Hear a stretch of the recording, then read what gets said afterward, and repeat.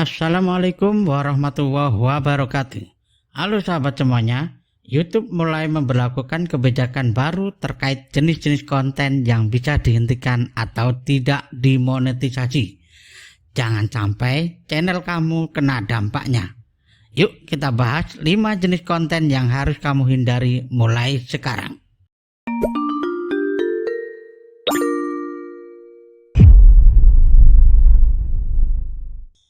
Jenis konten pertama yang berpotensi dihentikan oleh YouTube adalah konten yang sepenuhnya menggunakan suara robot atau AI, tanpa ada sedikit pun suara asli dari si pembuat konten.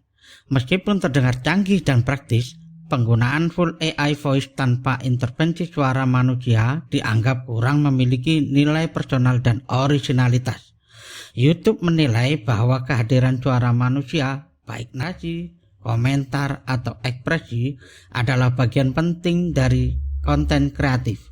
Jadi, kalau kamu membuat konten informatif atau naratif, usahakan untuk menggunakan suaramu sendiri, atau setidaknya campurkan suara AI dengan sentuhan narasi manusia agar tidak sepenuhnya terdengar robotik.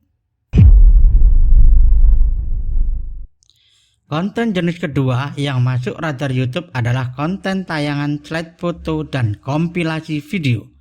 Slide foto di sini maksudnya adalah video yang hanya berisi kumpulan gambar atau foto statis yang berpindah-pindah tanpa narasi atau interaksi tambahan.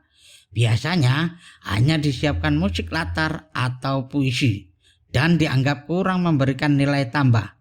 Sementara itu, konten kompilasi adalah video panjang yang dibentuk dari penggabungan potongan-potongan video lain, baik video lucu, kejadian viral, maupun potongan film yang hanya ditambahkan durasi tanpa editing berarti.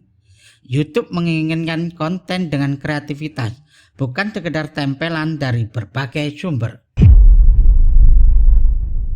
Jenis ketiga adalah konten reuse atau re-upload. Ini merujuk pada video yang telah digunakan sebelumnya, baik dari channel sendiri maupun dari platform lain, dan diunggah kembali ke YouTube tanpa perubahan signifikan.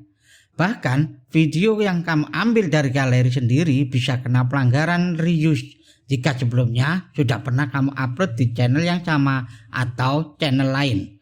YouTube saat ini makin ketat mendeteksi konten duplikat, termasuk video yang diunggah ulang dengan nama file sama. Kalau memang ingin menggunakan kembali konten lama, pastikan kamu mengeditnya secara signifikan. Misalnya dengan menambah voice over, potongan adegan, atau perubahan visual. Yang keempat adalah konten reaction yang diproduksi secara massal, namun tanpa narasi atau interaksi nyata.